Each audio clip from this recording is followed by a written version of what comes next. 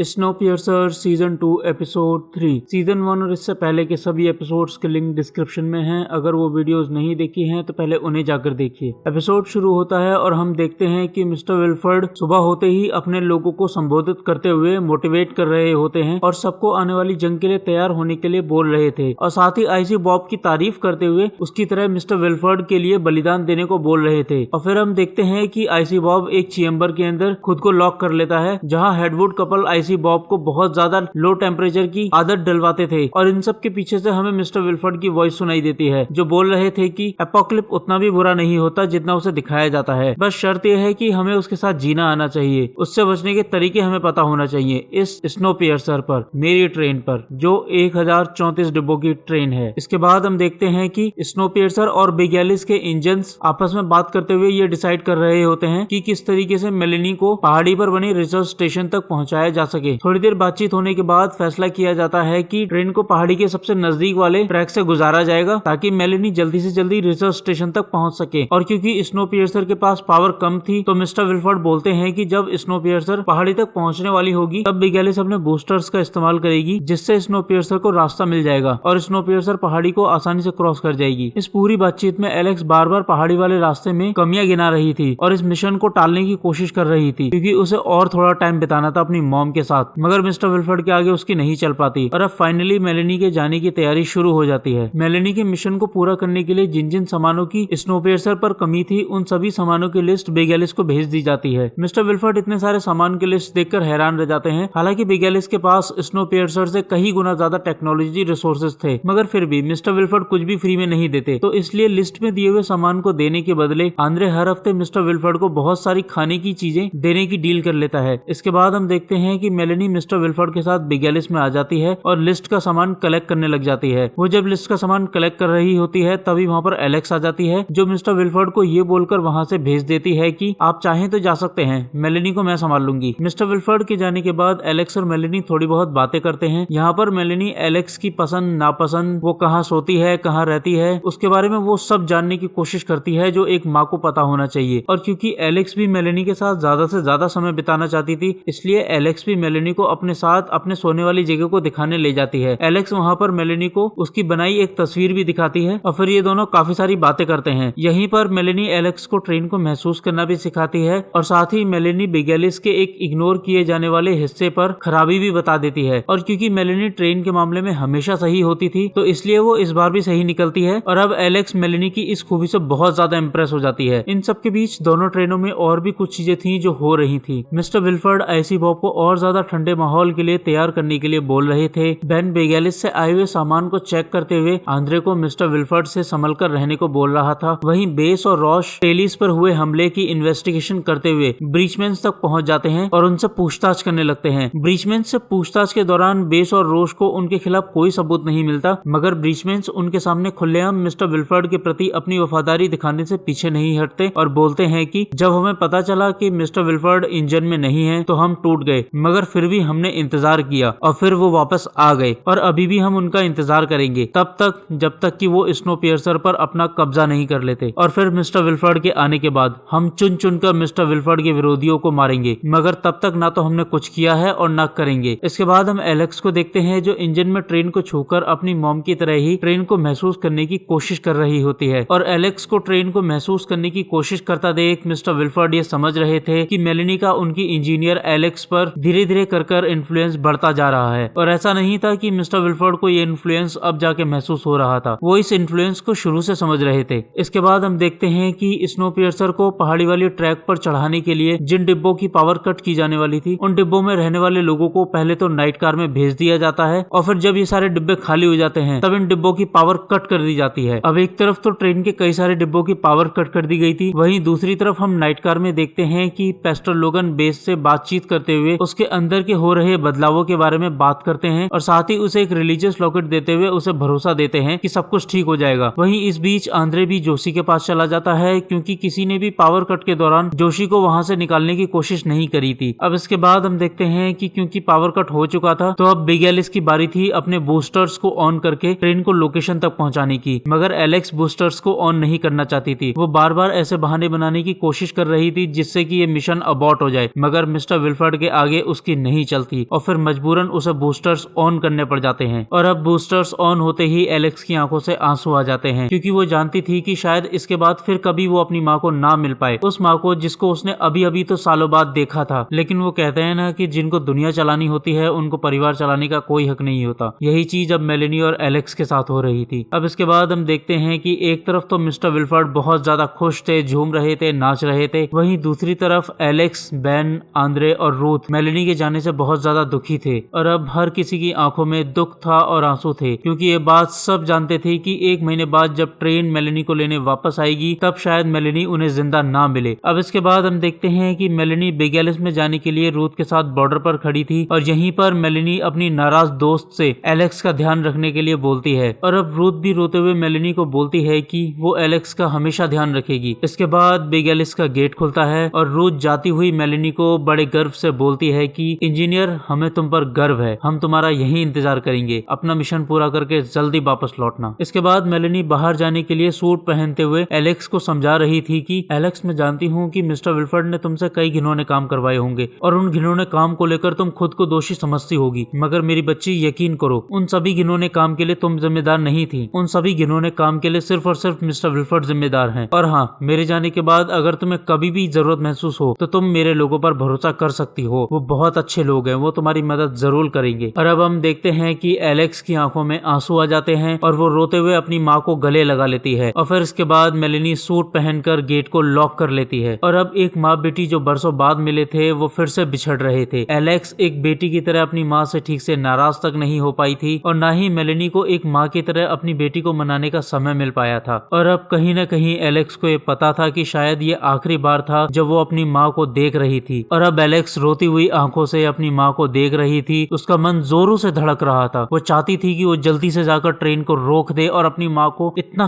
कस के जकड़ ले कि फिर कभी भी वो और उसकी माँ अलग होने ना पाए। मगर प्रॉब्लम ये था कि लीडर बनना आसान नहीं होता। लीडर्स को बलि देनी पड़ती है और बलि देने की शुरुआत उन्हें अपने ही घर से करनी पड़ती है। अब इसके बाद हम देखते हैं कि बेन मेलेनी के लिए जंपिंग पॉइंट बना देता है और फिर जंपिंग पॉइंट के आते ही मेलेनी कूद जाती है और यही ये एपिसोड खत्म हो जाता है। क्या मेलेनी -118 डिग्री में जीवन ढूंढ पाएगी? एलेक्स किसका साथ देगी, स्नोपियर्सर या मिस्टर विल्फर्ड का? कौन करेगा ट्रेन पर राज? और आखिर में सिर्फ एक ही सवाल, क्या सच में ट्रेन के बाहर -118 डिग्री में जीवन मुमकिन हो पाएगा? इन सभी सवालों के जवाब जानने के लिए देखते रहिए V explanation movie in Hindi.